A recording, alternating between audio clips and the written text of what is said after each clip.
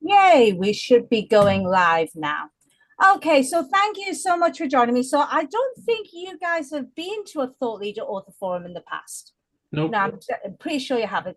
Okay, so let me explain how this works. So if I bring up my slides. Okay, so can you see my slides? Yeah. Yes? Yeah. Awesome. Okay, let me just switch that on. So first of all, thank you for coming to the Thought Leader Author Forum. So this is our agenda, and it's very typical for all the forum meetings that I do. So the first part is we talk about the subject. So today it's all about how authors use their books to increase referral business. And there's 6 specific ways. And I found from my clients, when they use these ways, it's almost like the referral turns into, well, you'll see it in a moment. I call it the referral engine. And it becomes an engine where it becomes a source of getting leads all the time. And a lot of people don't know these ways. They kind of expect other people just to refer. But when people just refer, then it comes in drips and drabs. If you can incentivize them to refer, and there's a really good way of doing it through books, then that's when you really turn it into a lead generation engine. And then part 2, this is where it turns into a forum. There's a reason why I call it a forum. I don't really like attending, master classes or webinars where one person just speaks and everybody else just listens to that person. It's like, so boring. Oh, we've got somebody else just come in. It's so boring, I find. I much rather speak for just 15, 20 minutes, give you my knowledge, but then I want you guys ask me questions. What gems did you get? I want you to tell me what's been your experience. And you can even teach me. A couple of weeks ago, I had a wonderful lady that turned up and ended up increasing my knowledge on a specific subject that I'm now talking to my clients about. So there's no such thing as everything there is to know about a subject matter. Even an absolute subject matter expert doesn't know everything there is to know about their subject. So feel free to interact and tell me your thoughts. Okay. So thank you, Adele, for joining us. And Jean, thank you, Jean, for joining us. How are you doing? I'm doing well. My camera's not working, sorry, but That's all right. Don't worry. At least we can hear you. yeah. But you can see my screen, Adele. Yes, everything I see Excellent. perfectly. Thank you. Okay, excellent. Okay, so this is what I call the referral revenue engine. And the reason why I call it that is when I've seen my clients implement some, or even better, all of these things, it turns into an engine that gives you leads again and again and again. Most of us get referrals, but we tend to just leave it to the gods to when we get referrals. We don't really have a strategy. We just hope people like us enough to talk to other people about us. And then we get the odd referral here and there. Imagine instead of being reactive, you could be proactive and turn referral getting into an engine that automatically spits out great qualified referrals for you all the time. So this is what some of my clients have done to build this engine. So we'll go around in clockwork from free going all the way around. So the first step is free book giveaway. I've noticed a real difference with some of my clients who have been able to be generous with their books, the clients who are able to give copies of their books away for free if needs be, they're the ones who get more referrals. The clients who become a little bit stingy and they say, oh, I don't really want it because it's going to cost me money, they don't get the referrals. This is one of the key reasons why I always talk people out of creating books that need to be full color or need to be special in some way, because then it costs you a lot of money to produce those books. My book, I don't know if you can see it just from over my shoulder there, my book on paperback, it costs less than £5 to print and send to somebody in the UK mainland. It does cost a few pounds more if I want to send it overseas, but most places in the world, I can get it printed and sent out for under £10. That allows me to be generous. It means if I see a client and I think, oh, this person's quite well networked, I can give them a few copies of my book for free, and then therefore they can give it to their friends and people that they know in their circle. That's how you get referrals. So keep that. That's a key thing. Free. You want to make sure your book is easy enough to reproduce that you don't mind the cost of some giving books away for free. That doesn't mean you just give books away free, like willy-nilly. Don't do that. Don't just literally give your books out, but strategically give your books out for free. Step 2, forward free copies to your client's network. This is one gentleman who did this in the States, a client of mine from 2 years ago. What he did was, instead of giving people free books and saying, hey, you can give these out to your friends and families and business associates, what he did was he got a list from those people and he said, well, what I'll do is I will actually send those copies of those books myself to your friends and your associates. And I'll even put a note in saying it's from you. And he found that increased it. And I thought, that's genius, because what he's done is he's taken it to the next level.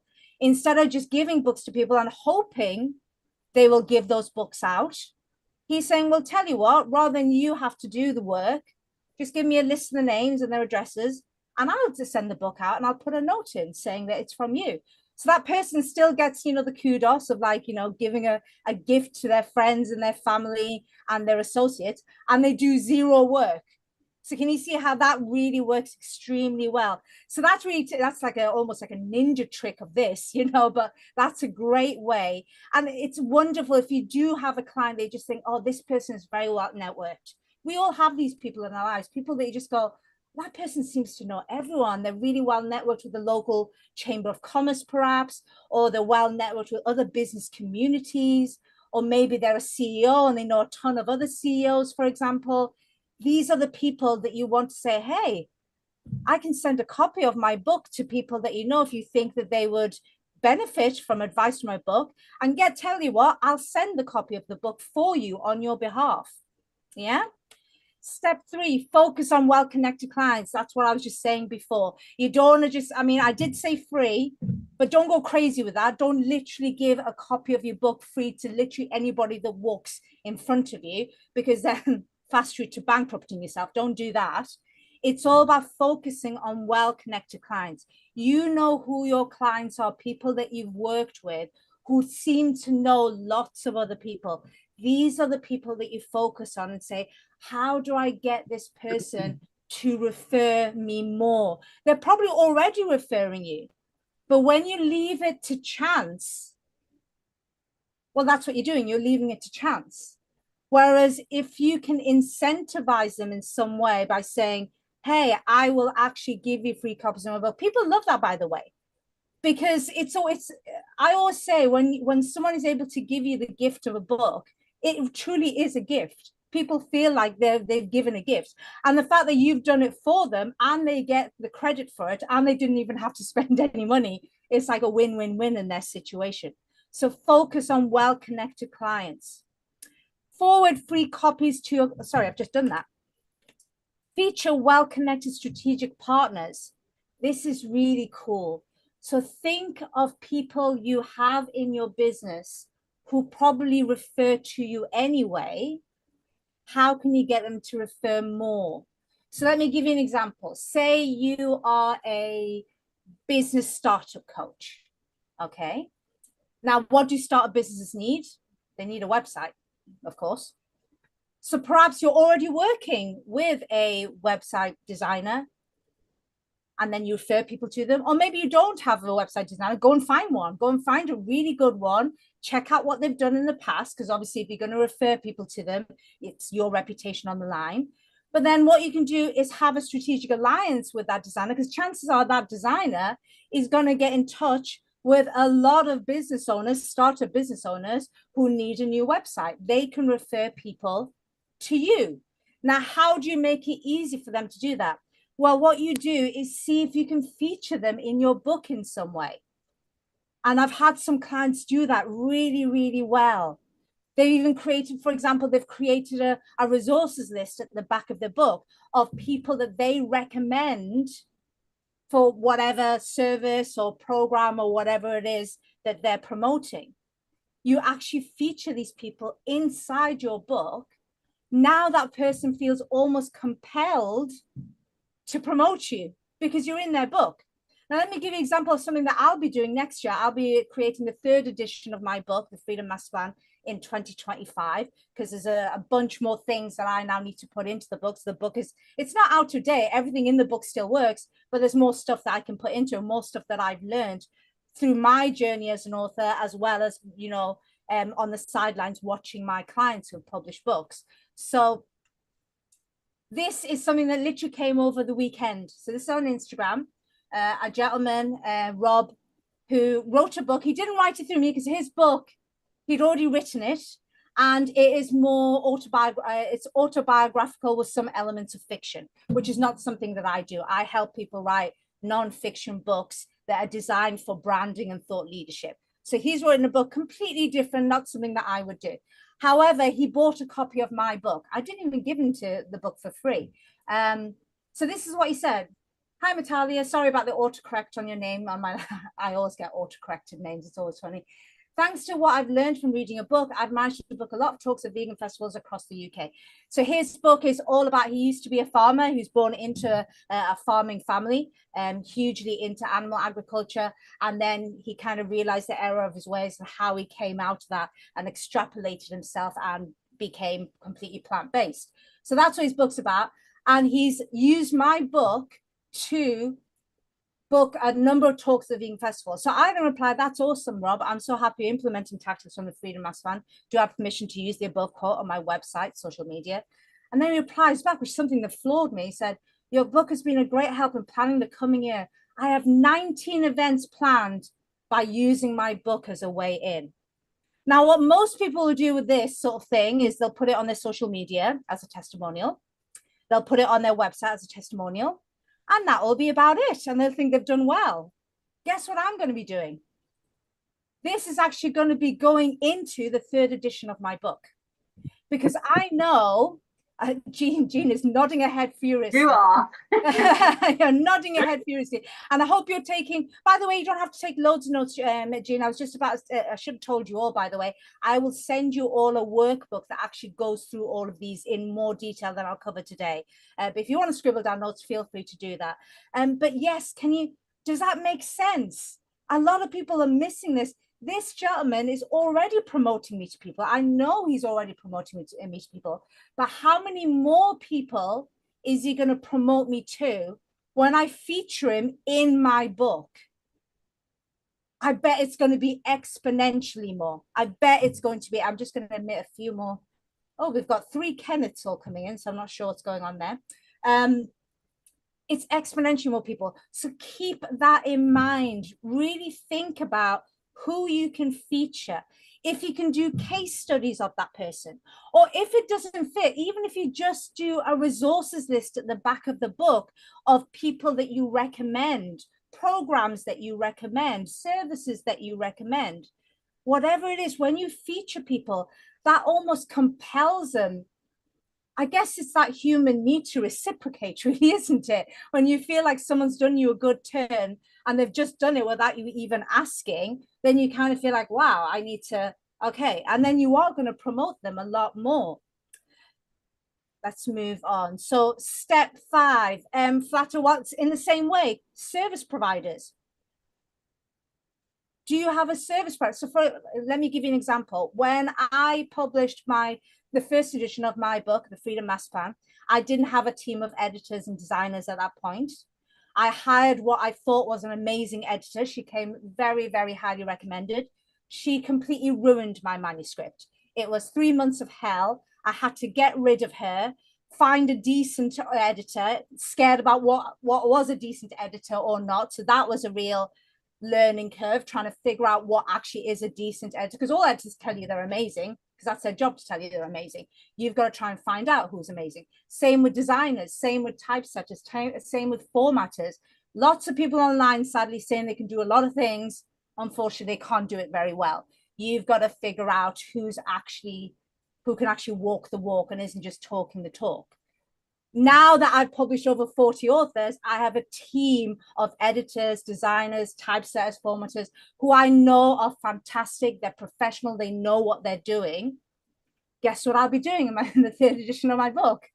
There will be a list of these editors, because they're all freelance. I'm going to list out my entire team and say, hey, if you're not going to work with me, say you're writing fiction or you're writing an autobiography or something entirely different, or you just don't even need my help when it comes to writing a business book, but you are going to need editing, you are going to need design, go after these people. guess what all of these people are now going to do? They're going to be giving my book out to anyone that listens to them because they're now featured in the book. So think about who you work with that you can feature in some way in your book, and that will motivate those people to talk about you more and give out your book more. Step 6. Now, this is something I haven't done yet. I'm hoping to do it next year when I've got time. But this really is, this is next level stuff. You don't have to do this, but a couple of my clients who have done this have done incredibly well from this. You can franchise your book. Now, what I mean by franchising a book is when you are self-published, you can create more than one version of your book.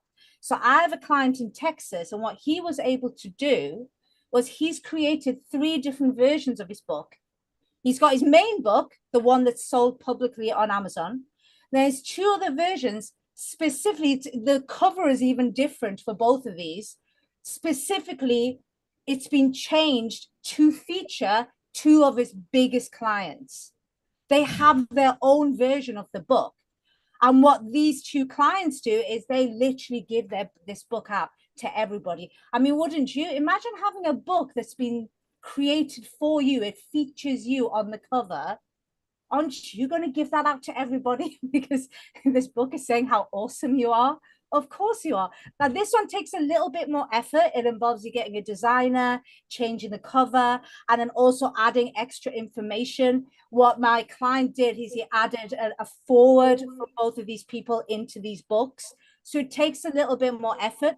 But if you've got 1 or 2 key people in your organization or key strategic partners, affiliate partners, clients, it really doesn't matter. If there's 1 or 2 key people that you just think, oh my God, that is a tap that if I can turn on, it will flood me in the best way possible. It's worth going that extra mile for those people. Yeah. Okay. So as I said before, if you did take notes, that's fine. But I do have a workbook. Well, it's just notes, basically goes through step by step everything that I've said. Do you have to do everything? No, I've got some clients who are doing a couple, maybe 1 or 2, 3 or 4 of these things. But if you can get all of them in, the clients who really push the boat out, what they end up finding is once they've cranked this up over the space of 6 to 12 months, it gets to a stage where they're just getting this constant referrals just dropping into their business to the point that they don't even feel like they need to do much in the way of lead generation anymore. And that's what I'm not there yet. I've done this, this, and a little bit of these 2. I haven't even done this. So even I've not implemented everything. And you will see benefits and an uptick in the referrals you get just for implementing 1 or 2 of these things. But the more you implement, the more you crank it up, it starts getting to the point where people are doing your marketing and lead gen for you. And that excites me because I spend a lot of my time generating leads and getting people interested, in what we do here at the Vegan Publisher. To get to a stage where I don't even need to do that and everyone's doing my lead generating and marketing for me, that really excites me. And that's why I'm focusing, especially next year, when I create the 3rd edition of my book, I'm really focusing on this because I want to get to the stage that some of my clients have got to, which is we don't really bother doing much lead generation anymore now. Everyone else does it for us. What a nice problem to have when people are doing the lead generating and the marketing for you. So let me just come out of this and see your lovely faces. Oh, hello. We've got a bit of a room now. This is great. Hello, Matt. How are you doing? Lovely to have you here. Hello, Colin. Colin's actually one of my awesome clients. He's writing his book with me at the moment. So that's fantastic. Okay. So let me just have a look. Was there anything in there that anybody here thought, oh, I know this. I know these tactics. Or was there a gem there? Was there something like, oh my God, I never thought we could use a book that way? I'd love to hear from you. I'd heard quite a lot about giving a book away. Yes. But what I quite liked was, which is kind of a bit scary in some ways, you've got to say. But I liked, the focus on, and I'd heard about people making them for a specific sector, that kind of thing. Yeah. But I like the way that it's very much, focus on where the juice is, where the low-hanging fruit is. That is, I think that's why some people are scared to give their book away, because if you just tell people just to give their book away, it's like, where does it end? So it isn't about just giving your book away, because that's going to end up, even if you have a book that doesn't cost you that much to produce and send out, if you're just giving it away to everybody, then you're going to run out of marketing budget very, very quickly. So that's not really a sensible way of doing it. It is about really focusing on who are your big clients, who are your connected people, strategic partners, affiliate partners, service providers, who are the people that you know are connected and know other people that are likely to be your target market. It's flattering, essentially, flattering those people and incentivizing those people. Now, one question I do get is, well, what about, giving some kind of monetary reward? Yes, you can do that. I actually have, I have an affiliate program. Anyone who sends a client to me, they get £500. So there's nothing wrong with having a monetary reward for a referral. Lots of people do that. Where the problem I find is that people rely on that. The thing is, most people do like money, but they'd much rather save face than the money. Does that make sense? Especially, I don't know what it is with us Brits. I'd love it if those American, Adele, it's a shame your camera's on, but you can actually, if you want to tell me about this, my experience of Americans is Americans are much more, they're just more in your face, and they just say it like it is, and just like, oh my God, you have to go and see this person, they're amazing. We kind of feel, even when we like somebody, we feel a bit like, oh, isn't that a bit promotion-y and a bit salesy if we're like promoting somebody else, that kind of thing. So even when we're getting a great service and there's that carrot at the end of the stick, you can actually get a monetary reward for referring people, it's still something that we don't regularly do. Whereas if you can incentivize somebody beyond money and turn it into something that makes them feel flattered and good, which, let's face it, being featured in a book does flatter you, then that makes it much easier for that person to refer you. Any questions? Adele, I think you came off mute there, but did you want to say something? No, I was just going to agree with you. I think, yeah, it is. There's a little bit, and I lived in England for a few years as well. So there is a slight difference that way. Yeah, it depends on the person, of course. But yeah, there's a bit difference culturally there. Yeah, just more used to just, hey, yeah, check this out or whatever. But yeah, I like all your points. I like Americans because of that. You guys are more forthright, Yeah, sometimes it can be annoying, but other times it can be helpful. So it depends. Yeah. So any questions? Any questions of how this might fit you? How would this work? First of all, how many authors do we have here? So I know Colin's writing a book. Matt, you're already an author. Craig, you're an author, aren't you? Yeah, I think a lot of what you're saying, Natalia, depends on why have you written the book. I think that you've got to understand yourself why you wrote the book. I didn't want to write a book. I had no intention of writing a book, and when someone said to me you should write a book in cash flow, I said I can't think of anything worse. And that was round about, I think that was lockdown time. Yeah. And I then decided to do it because, as he pointed out to me, that the word authority has the word author in it. Yes. So it gives you that authority. So I didn't write a book to sell 1 million copies. Now, don't get me wrong, it'd be fantastic to sell 1 million copies. I wrote a book basically to position myself and be seen as an expert in cash flow. Because the automatic assumption is if someone's written a book on something, then they must be an expert in it. Exactly. I might know nothing about cash flow. I like to think I know a little about cash flow, but so I decided I would write my book, and I wrote it over 7 days between Christmas Eve and the 31st of January 3 years ago. Blasted it in space 3 years, and my friend in Canada helped probably. So we had this. So we had this. This was the original version, which looks fairly poor. It was though one of the, it was the fast. Trying to think now on Amazon, it was the fastest selling something book for about 1 week in one particular category, so it was good. And then what I've done in the course of the last month is that we've refreshed it. So I've taken lots of changed. So it's now got the Know Your Numbers theme on that I've got. Yes. And what what I do now, and I will put this link into the chat, is if you want a copy of my book, you go onto this website and you can download a PDF version of it, and it doesn't cost anything, because for me, it's about educating business owners and about helping people. And like you say, I do it through Amazon, so I will often send people hard copies of it as well. I've got a pile of about 50 over the other side of my office. I carry them in my case. I just give them to people. So for me, it's just about it's about spreading the word and trying to educate people and help people rather than making money. And Yes. I'm in the course.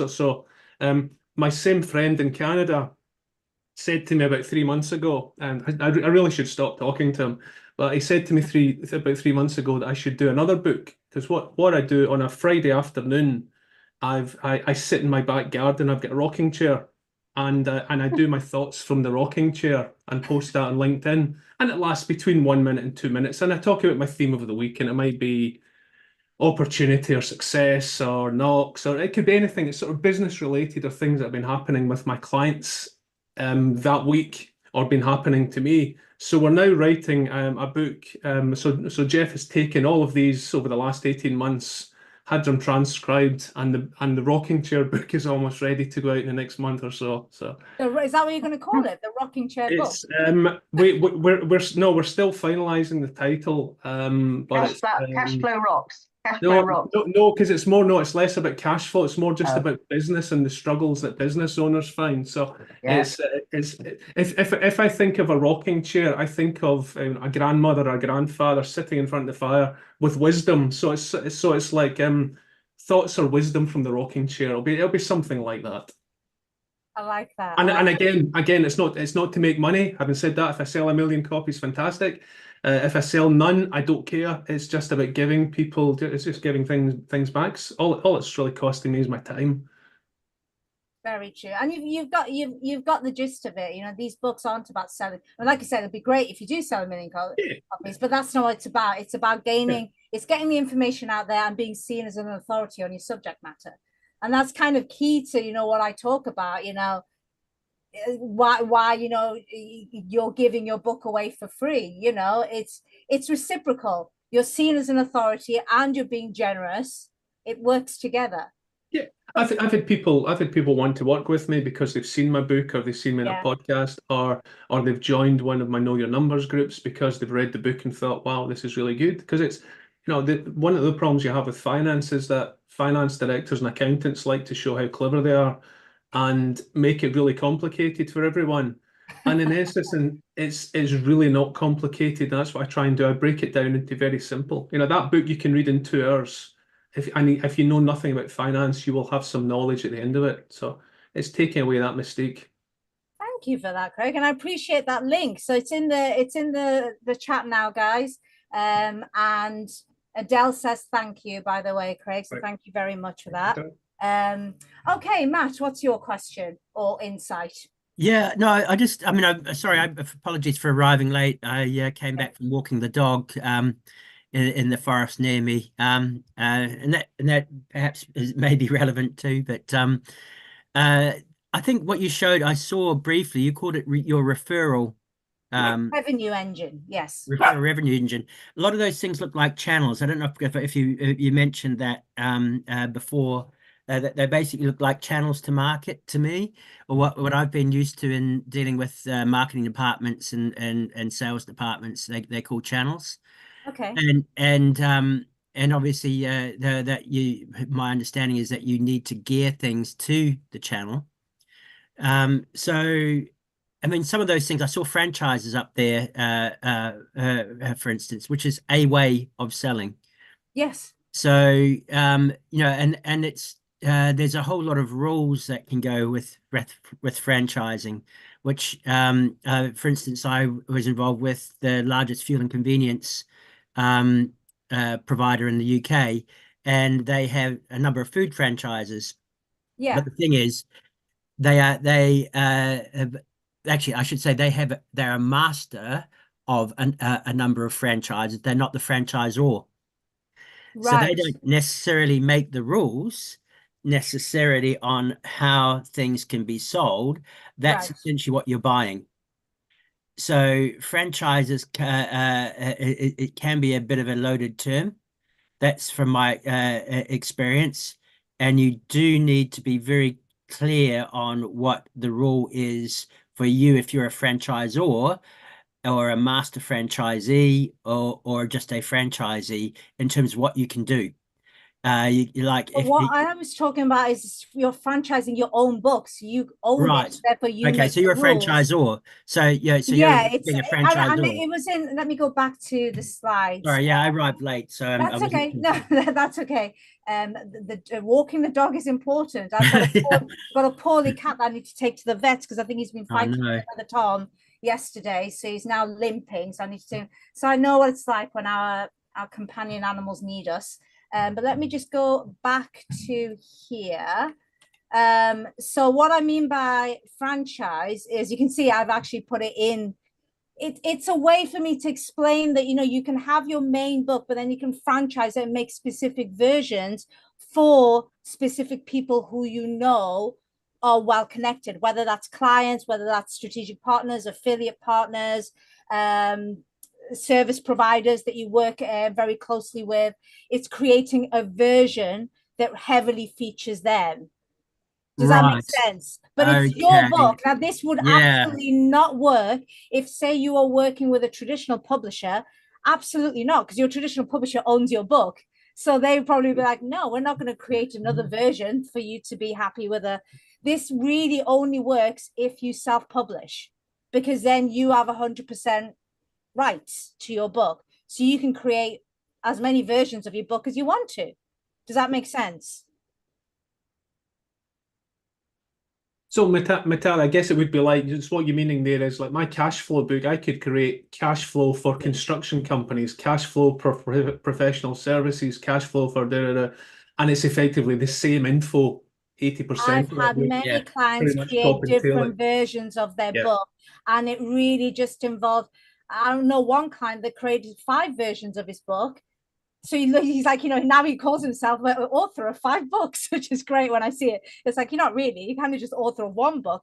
But what he's done is just created a different version specifically for different. And then what he's done is he's even featured people. He's done case studies of people in those featured books, and those people then promote the book even more. I have one gentleman that I've just been speaking to this week who's he teaches people teaches businesses how to become B Corp, because B Corp it's amazing to get B Corp status, but it's a bit of a rigmarole to go through. So he helps people go through the B Corp status.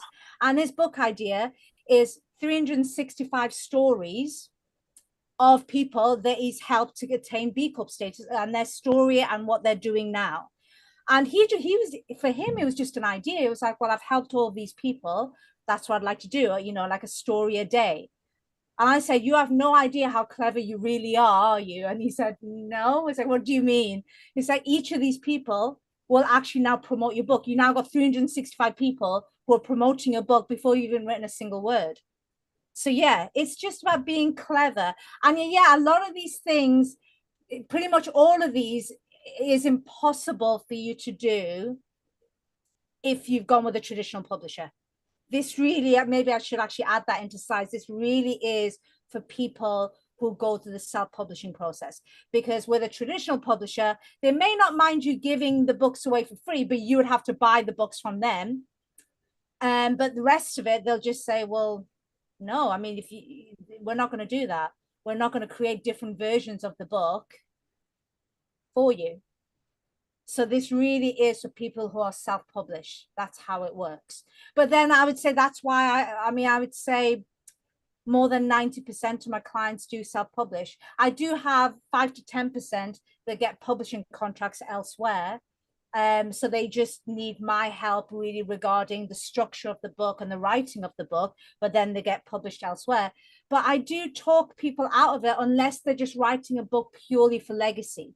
If you're writing a book to use as a tool, as you are, Craig, I mean, I know you're giving, you want to help people, but ultimately there is still an element of you getting something back, and that is the authority and being seen as a subject matter expert in cash flow. As much as you don't, it sounds like you get bored of cash flow, and yet you are seen as a subject matter expert in cash flow. So yeah, That's why. And then why would you go to a traditional publisher? It's a bit like having a website for your business that you don't own. That's going to grate on you at some point. You'd be like, it's my website. I should be able to do whatever I want to do with it. And that's why for most of my clients, it makes sense to self-publish, because then they can do things like this and no one's telling them they can't do it. Or they don't have to make a case for why it's a good idea. If they think it's a good idea, they can just go ahead and do it. Yeah? Any other questions that may come out of this? Is that all the questions? Jean, did you have, I thought you were just about to ask me something there. No, I'm just watching you moving constantly. Well, so I met Jean just a couple of weeks ago, and you could barely recognize me stood still, could you? No, I had no idea. A lot of people couldn't recognize me stood still. It's like, is that you, Natalia? I never see you like standing still ever. Chris, you had a question.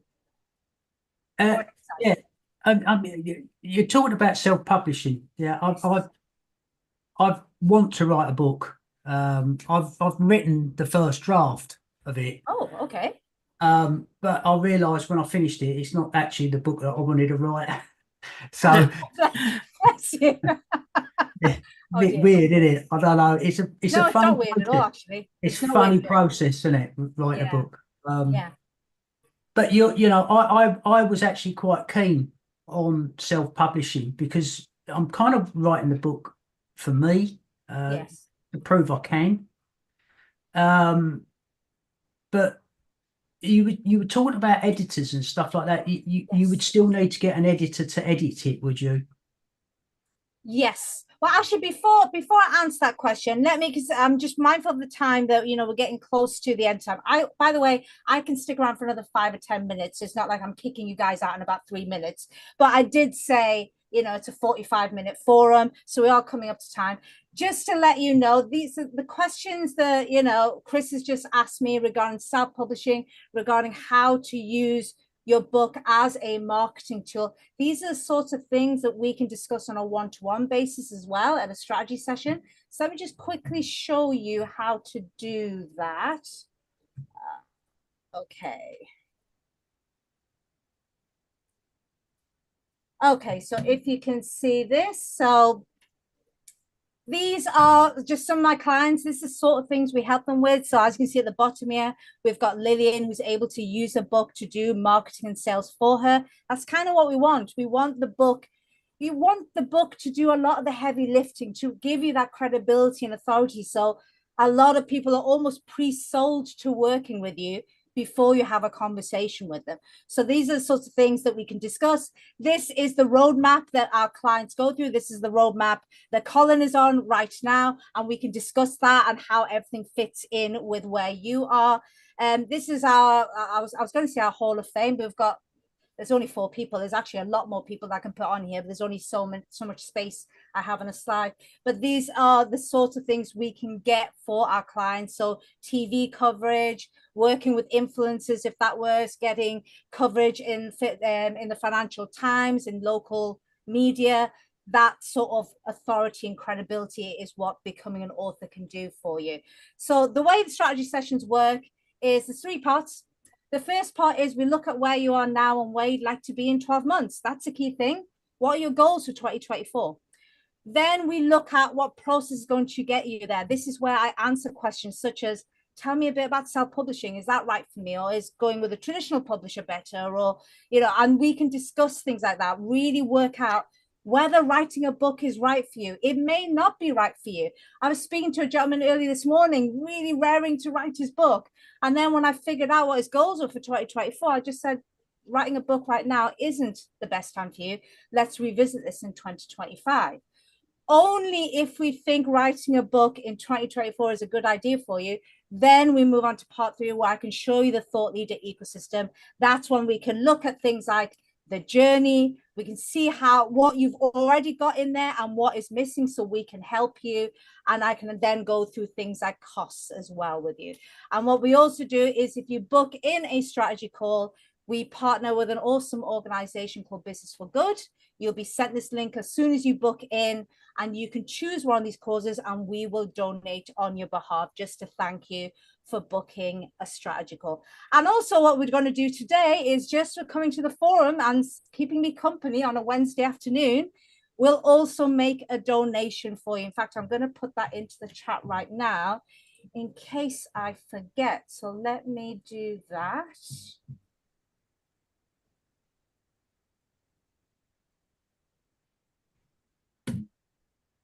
Can't find the link. Let me just find the link. Here we go. Okay. So I'm just putting that into the chat now. Hopefully you can see. If you just go and click on that link now, and then you will be able to make your donation. Oh, okay. So going back to Chris, let's go back to you. So you were talking about self-publishing. Ask me that question again. What about self-publishing? Yes, yes. Yeah, I mean, it's something that I'm into. I mean, I have absolutely no idea of how to do it or anything like that. But I kind of like the idea of self-publishing because it keeps you in control as well, doesn't it? Yes, I mean, it keeps you in control. I think the main issue with self-publishing. Thank you, Jean. Lovely to see you here. Thank you for coming. The main issue I've found with self-publishing is anybody can self-publish. This is the problem. Anybody can self-publish. It's a good thing and a bad thing. It's like everything in life. It's a double-edged sword. On the one hand, I love self-publishing because what it's done is it's opened up the doors to hear. I mean, there was a time before self-publishing that, let's face it, most of the books were written by a particular gender, by a particular color, by a particular sexual orientation. I'm not saying we don't need to hear those voices, but the world has a plethora of different voices that we all need to hear from, and they're our collective human experience. So what self-publishing has done is allowed to all these voices to now be heard. The downside of it is, however, that every person and a dog wants to self-publish a book. So it's all about doing it the right way. Thank you, Matt. You agree with me? Yeah, it's all about doing it the right way. And I always insist with all of my clients, you must have a professional editor. Even if you don't use my team, that's fine. For example, I've got a lady at the moment who she runs her own magazine. So she absolutely does not need my editors and designers and formatters. She's got her own team. So she's going to use them. That's absolutely fine. But you do absolutely need a professional editor because that's what lifts it up from. There's still a stigma, not a stigma. I think it's gone beyond a stigma now. I think there's still some people out there who kind of think, oh, well, it's self-published. So yeah, they don't. Does that make sense? I yeah. think it's this belief that with a traditional publisher, you actually have there's gatekeepers. Yeah. And therefore somebody else has said, this book is good enough to be published. Whereas when you're self-published, you are basically saying this book is good enough to be published, which is, of course, you're going to say that. It's your book. I always say your book is a bit like your own child. You think it's the most beautiful child on the planet. Everyone else might disagree, but you think your child is beautiful in the same way you think your book is beautiful. Where my issue is that when people say that, when people think that books that are self-published aren't, it's like even traditional publishers now are chasing influencers and reality stars to get them to write books. So they really not, the real gatekeeping now is, has a professional service been done on the book? That's the real gatekeeping. And that's how I judge books. I don't really care. I think I speak for most people. We no longer care whether something comes from HarperCollins or whether it's been self-published. We do care whether the book flows correctly, whether there's any grammatical mistakes, whether the formatting is all over the place, whether the design is terrible, whether it's easy on the eyes to read. We do, and we should judge books on that. And therefore, it doesn't really matter if it's self-published as long as it's a professional product at the end of the day. Okay, last question. Yes, go for it. How do I have a deeper conversation with you? I remembered that I forgot to actually put my link in. So let me put this link in the chat. There you go. Just book yourself in. to see me. There should be some time on Thursday and Friday of this week. I hope. Keep your fingers crossed that my cat hasn't done himself a complete mischief, and then I might be ringing you, Chris, and saying, I'm sorry, darling, can we do this next week? Because my cat is taking up all my time. This cat, I swear to God, Chris, I've only had him 11 months. He went missing for a whole day, and we were beside ourselves. Then he managed to have a fight with one of our internal doors, cut off the tip of his tail by himself, just having a fight with the door. And now yesterday, he's obviously had a big fight with another Tom, and now he's limping all over the place. So why do we do this? Good luck with that. Good luck. Thank you so much for the information. Thank you. It's been not a problem. You've got the pleasure. link in the chat. Book yourself in, and let's have a deeper conversation, because you don't want you writing another manuscript that you're not even going to publish, because that just makes me want to scream inside. It's like, I've been there, God. Chris. I've been there. Oh, thank you. God, I've been there so many times. Let's go through that. We've got we have a structure which I'll show you in our conversation of how we completely mitigate that. We actually think about things like, what are you going to do with the book? Are you going to use it to refer people? Are you going to use it for media attention? We think about that before you write a single word. So that way you only write a book that fits your goals. I think this is the problem. There's a lot of people, and even a lot of coaches, that get this wrong. They start with the book and then they see where they end up. And I think, what a terrible way. Doesn't it make more sense to have the end goal in sight? Imagine a world where you're already an author. What are you doing with the book?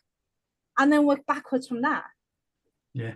Because surely then that informs what goes into your book, and then you're going to get to where you need to get to. I think you can do that with you can do that with creative writing. Yes. But you can't do it nonfiction. I think this is the problem, that seems to be this overlap where people are, and I've even seen coaches discuss this, and it irritates me when there's like creative writing coaches, but then they're giving advice to people who are writing nonfiction business books or guidebooks. No, it's like, no, stick to your lane. I don't sit there giving advice on how to write short stories and stuff like that. You're giving people the wrong advice. This kind of just sitting in front of a typewriter and seeing what happens, that might work when it comes to fiction. The wrong way to not in the real world. I've got to go, guys. I'll see you. All right, Thank Chris. you. Lovely to see you. Speak to you soon. Bye-bye. See you, Chris. Nice meeting you. Yeah, tell her, mate. Bye-bye. Bye-bye. Cheers. I only just want to say thanks again, Natalia. I'm sorry for being late. Don't apologize. I'm really glad I'm on the sessions now that I paid for last year. Yeah, excellent. Come to these sessions. I mean, they're every Wednesday. Yeah. And it's amazing what you might pick up. You know, a lot of the stuff, you're quite experienced. A lot of the stuff. I wanted to quickly qualify that. Yes. I come from this is almost like I feel a hypocrite. I come from a publishing family, and so we publish books. I myself am not a published author, but I didn't want to sort of detract from it. I am a journalist. I've been published in various magazines, and I have just recently Pro Landscaper was my piece, even though they supposedly I wrote it for them to publish. Yeah. So that's not an author, that's a journalist, isn't it? Yes, but there's a lot but believe it or not, there are more synergies between a journalist and this kind of writing, a non-fiction book designed for thought leadership and branding. There are more synergies there than there are between someone who writes these kinds of books and a fiction writer. I'm just going to have to answer something. Hang on briefly. Hi, I'm just on another call. I'll be with you in 2 ticks, okay? I'll be with you. Okay, yeah. Yeah, I mean, I can only stick on for another couple of minutes anyway. But yes, there's actually, because I'm a former journalist myself. Right. Oh, okay. So that you'd actually end up writing a really good book, I believe, Matt, because you also understand, as a journalist, again, you don't just write creatively. Yeah. That's how journalists write. They write with the end in sight. And one of the first things I learned as a journalist, as a rookie journalist, I'm showing my age now, going back to like the late 90s as a rookie journalist, one of the things, and you'll know this as a journalist, one of the things you learn is the headline is the actual main thing. You give away the main Yeah. thing right in the headline, Yeah. which is the absolute opposite when you write fiction. You don't give away Yes. the ending of Yeah. the story at the Yeah, beginning. exactly. That would be Yeah. crazy. It's like, no, you got to build up. You got the Yeah. arc, you got the characterization. All of that's going to happen in journalism. Absolutely opposite. I'm going to have to unfortunately go. But yeah, hey, look, sadly, yeah, can you, are you going to, I couldn't find Peter Helbeck I'm sorry, online. I've just had one of those Oh, weeks that's okay. again, That's man. all So right. don't worry. I spoke to Peter over the weekend, and he was more than happy Oh, to brilliant. put in touch with you. So I will do that. I promise to do that by the end of today. You're fantastic, Matali, worth all that money that I paid last year, but didn't take up. Exactly. We're gonna make use of it now. We're gonna make Thank use you. of it now. All Cheers. right, then. I'll see you soon. Bye.